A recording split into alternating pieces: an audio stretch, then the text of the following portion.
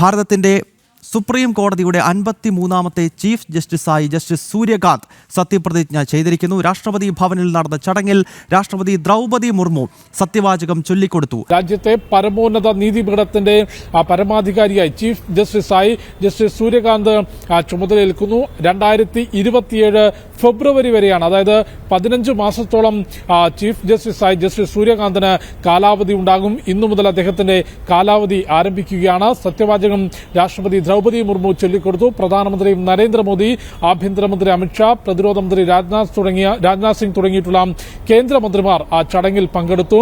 അദ്ദേഹത്തിന്റെ ബെഞ്ചിലേക്ക് ആദ്യം തന്നെ എത്തിയിട്ടുള്ള കേസ്, അദ്ദേഹം നിയുക്ത ചീഫ് ജസ്റ്റിസ് ആയിരിക്കുമ്പോൾ തന്നെ കേരളത്തിലെ SIR-മായി ബന്ധപ്പെട്ട കേസുകൾ എത്തിയിട്ടുണ്ട്. അത് 26-ാം തീയതി പരിഗണിക്കാനിരിക്കുകയാണ്. അപ്പോൾ ചീഫ് ജസ്റ്റിസായി അദ്ദേഹത്തിന്റെ ബെഞ്ചിലേക്ക് കേരളത്തിൽ നിന്നുൾപ്പെടെയുള്ള കേസുകൾ എത്തുന്നുണ്ട്.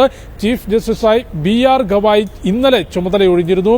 അദ്ദേഹം ഏറ്റവും ഒടുവിൽ വിധി പറഞ്ഞത് രാഷ്ട്രപതി ഉന്നയിച്ചിട്ടുള്ള, അതായത് ബില്ലുകളിൽ ഒപ്പിടുന്നതിന് ഗവർണർമാർക്കും രാഷ്ട്രപതിക്കുമെല്ലാം സമയപരിധി നിശ്ചയിച്ചിരുന്ന സുപ്രീം കോടതി വിധിയിന്മേൽ രാഷ്ട്രപതി ഉന്നയിച്ച റഫറൻസിന്മേലായിരുന്നു അവസാനമായി ചീഫ് ജസ്റ്റിസ് അധ്യക്ഷനായിട്ടുള്ള ബെഞ്ച്, ഭരണഘടനാ ബെഞ്ച് വിധി പറഞ്ഞിട്ടുള്ളത്. കൂടാതെ ഈ ചില വാദത്തിനിടയിൽ ഒരു ഷൂർ ഉൾപ്പെടെയുള്ള അനിഷ്ട സംഭവങ്ങളോടുകൂടിയാണ് ചീഫ് ജസ്റ്റിസ് സ്ഥാനത്ത് നിന്ന് BR ഗവായ് സ്ഥാനമൊഴിയുന്നത്. രാജ്യത്തിന്റെ 53ാമത് ചീഫ് ജസ്റ്റിസായി ഹരിയാനയിൽ നിന്നുള്ള ജസ്റ്റിസ് സൂര്യകാന്ത് ഇന്നിപ്പോൾ ചുമതലയേൽക്കുന്നു. ഹരിയാനയിൽ നിന്ന് ചീഫ് ജസ്റ്റിസ് സ്ഥാനത്തേക്ക് എത്തുന്ന ആദ്യത്തെ ജസ്റ്റിസാണ് ജസ്റ്റിസ് സൂര്യകാന്ത്. അദ്ദേഹത്തിന്റെ അപ്പോയിന്റ്മെന്റ് ഓർഡർ ഒക്ടോബർ 30-ന് പുറത്തിറങ്ങിയിരുന്നു. നേരത്തെ BR ഗവായുടെ കാലാവധി അവസാനിക്കാനിരിക്കുകയും കേന്ദ്ര നിയമ മന്ത്രാലയം അടുത്ത ചീഫ് ജസ്റ്റിസിനെ നിർദ്ദേശിക്കാൻ ആവശ്യപ്പെട്ടുകൊണ്ട് ജസ്റ്റിസ് BR ഗവായ്ക്ക് കത്ത് നൽകി. ഇതിന്റെ നിയമ നടപടികൾ അനുസരിച്ച് അദ്ദേഹം നിലവിലെ സുപ്രീം കോടതിയിലെ ഏറ്റവും മുതിർന്ന ജസ്റ്റിസായിട്ടുള്ള ജസ്റ്റിസ് സൂര്യകാന്തിന്റെ പേര് നിർദ്ദേശിച്ചു.